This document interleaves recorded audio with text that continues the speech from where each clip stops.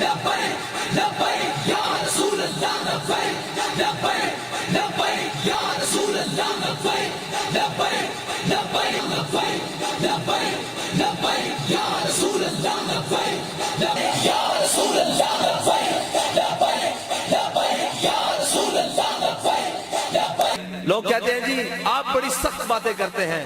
میں نے کہا اقبال سے پوچھ لیتے ہیں، اقبال تو سخت باتیں نہیں نہ کرتا، اس کے تو تصور سے یہ پاکستان بنایا۔ علامہ اقبال سے پوچھ لیتے ہیں، مولویوں کی بات ہی نہیں کرتے تاکہ تمہیں تکلیف ہی نہ ہو۔ اس حلیے کی تکلیف ہے، اس حلیے کی عالم کفر کو بھی تکلیف ہے اور اس کے سارے گماشتوں کو بھی تکلیف ہے کہ 1400 سال کے بعد بھی آج بھی امت اپنے نبی صلی اللہ علیہ وسلم اور اپنے آقا و مولا صلی اللہ علیہ وسلم کا حلیہ اپنانے میں اتنی دلیر اور اتنی طاقتور ہے کہ ہر ظالم کی آنکھ میں اس حلیے کو بدنام کرنے کے لیے، اس داڑھی کو، اس پگڑی کو، اس حلیے کو بدنام کرنے کے لیے پتہ نہیں کفر نے کیا کیا سازشیں کی۔ کبھی جناب اس حلیے میں دہشت گرد بھیجے، کبھی اس حلیے میں خودکش بمبار بھیجے اور پتہ نہیں کیا کچھ کیا، لیکن یہ دین مٹنے والا نہیں ہے، یہ اسلام مٹنے والا نہیں ہے۔ جو مرضی سازشیں کر لو، جو کچھ مرضی کر لو، اقبال کہتا ہے اب تیرا بھی دورانے کو ہے فقر غجور کہ کھا گئی روح فرنگی کو ہوائے سیم و زر۔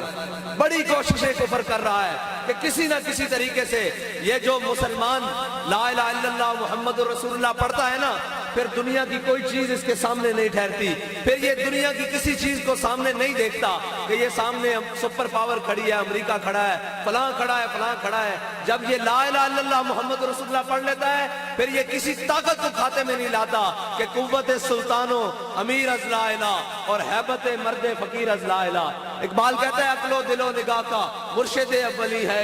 عشق نہ ہو تو شر و دی بتکدہ تصورات۔ اور اقبال کہتا ہے خرد نے کہہ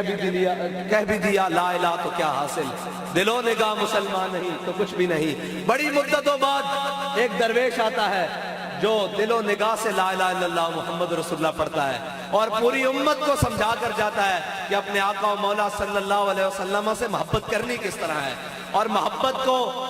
لوگوں تک پہنچانا کس طرح ہے۔ اور اگر اپنے آقا و مولا صلی اللہ علیہ وسلم کی عزت و ناموس پر کوئی وقت آ پڑے، کوئی ضرورت پڑ جائے تو پھر اس کے اوپر ڈٹ کر پیرا دینا کس طرح ہے کہ یہاں تم نے بات کرنی ہے عالم کفر وہاں گھر بیٹھ کر کانپے گا،